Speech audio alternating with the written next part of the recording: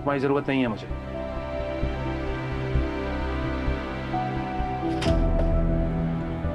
आलियान, ये क्या किया है आपने? फिर से सब फैला दिया है। मुझे फैलावा बिल्कुल पसंद नहीं है। इतनी मुश्किल से तरतीब से रखे थे मैंने सारे कपड़े। अच्छा लगता है आपको ये सब कुछ? और जो चीजें जहां पर हैं मुझे वहीं पर पसंद है। उठा लिए ना, तो ऐसे ही रख दो।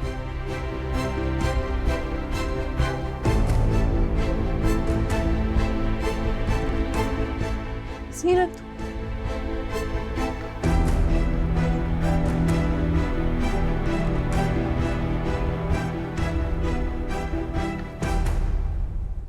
अरे भाई क्या बताऊं तुम लोगों। और जैसे हम नीचे उतरे हमारी गाड़ी खराब हो गई।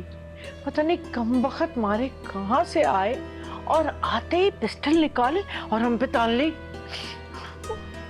हाय मेरी तो जान ही निकल गई उनको देखकर। ऐसा लग रहा था कि टांगों में जान ही नहीं है और गिरने वाली थी। क्या बताऊं।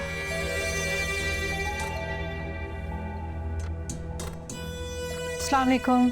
वालेकुम अस्सलाम। तुम कहाँ थी? हम कब से आए बैठे हैं, 2-3 बार पूछ चुकी हूँ मैं। जी वो मैं अपने कमरे में थी। अरे भाई अपने कमरे से निकले तो किसी से मिले ना। बस कमरा और ये, कमरा और ये, और कुछ नहीं आता इन्हें। अब खड़ी क्या हो? सर पे बैठोगी हमारे? बैठ जाओ। जी वैसे इशरत, सुनकर बहुत ही अफसोस हुआ।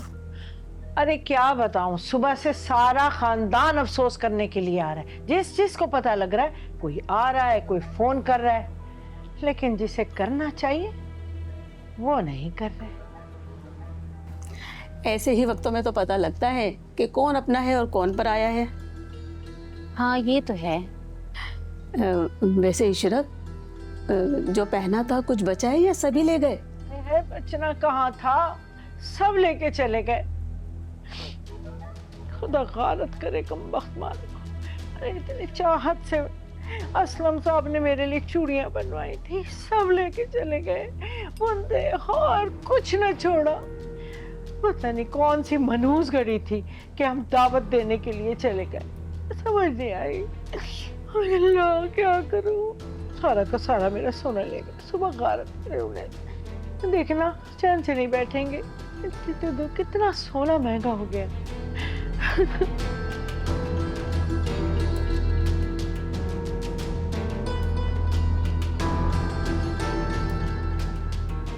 अब क्या हो गया है? क्यों बैठी हुई हो? अरे मेरे लिए पानी लेकर आओ और इनके लिए चाय लेकर आओ, या मैं ही चली जाऊं ये लेने? नहीं नहीं ताईजान, ला रही हूँ। हाँ जाओ, मैं लाती हूँ। तो आजकल की लड़की, सोना, मेरी चूड़ियां, हाय हाय क्या बताऊं। 2-2 तोले की एक चूड़ी थी।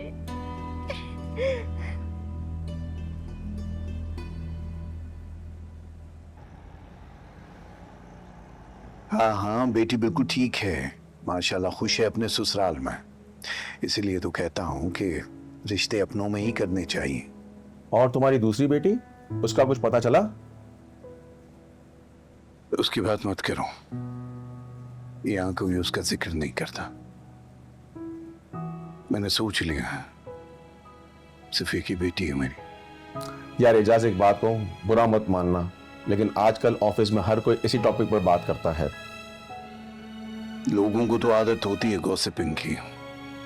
उनको कोई एक टॉपिक चाहिए होता है। दुखती रग छेड़ने के तो माहिर होते हैं ना सब, वैसे ही। मालूम नहीं, इंसान का जाना इतना तकलीफ नहीं देता जितना लोगों के रवैये देता है। क्यों करते हैं लोग ऐसा? ये बात तो है, जख्म को कभी भरने नहीं देंगे। खैर ये बताओ, ऑफिस कब आओगे? यही पूछने के लिए कॉल की थी। नहीं, अभी कोई मूड नहीं है, तबीयत भी ठीक नहीं है वैसे, और मेरी अभी छुट्टियां बाकी हैं, बाद में इंशाल्लाह। चलो ठीक है, अपना ख्याल रखना। अल्लाह हाफिज।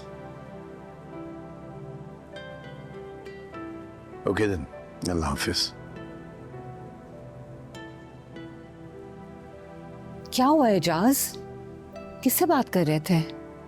वो एक कुलीग है ऑफिस का, उससे बात कर रहा था।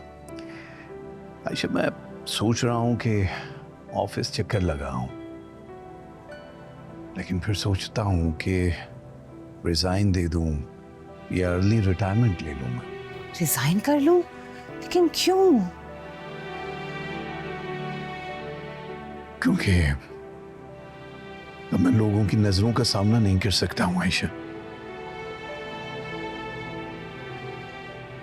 चुभती उनकी आंखें मुझे अब। तुम जानती हो, सारी जिंदगी सर उठा के जिया हूं मैं, सर झुका के जीना नहीं चाहता हूं मैं। आप लोगों की बातों की इतनी परवाह क्यों करते हैं? आप घर में छुपके भी तो नहीं बैठ सकते हैं। बाहर तो निकलना ही होगा और लोगों का सामना भी करना ही होगा। पता नहीं क्यों ये औलाद माँ बाप की मोहब्बत का नाजायज फायदा क्यों उठाती है? मैं क्यों पता नहीं चलता कि वो जो कुछ कर रहे हैं उसका खुमियाजा माँ बाप को भुगतना पड़ता है यार।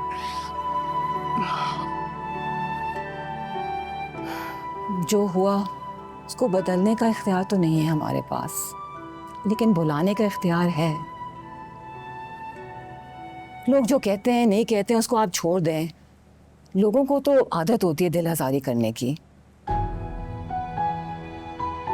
बस आज के बाद आप मायूसी की और इस तरह से हारे हुए इंसान वाली बातें नहीं करेंगे। चलें, बस उठें, आप फौरन तैयार हों। चलें, जल्दी से उठें, चलें। हम ऐसा करते हैं कि नूर से मिलके आ जाते हैं, है ना? नूर को मिलते के साथ ही आपकी तबीयत बिल्कुल ठीक हो जाएगी। चलें चलें। मुझे कहीं नहीं जाना है, मैं ठीक हूँ घर पे। नहीं नहीं, चलें, मैं कह रही हूँ ना, बस आएं, तैयार हो जाएं जल्दी से। मैं आपके कपड़े तैयार करती हूँ, ठीक है? आइए, चलें। आयशा,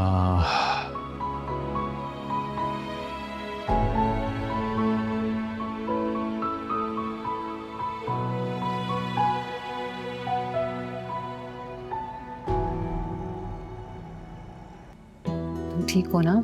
मैं ठीक हूँ, आप बताएं, आप ठीक हैं? आलियान कैसा है? अयान भी ठीक है।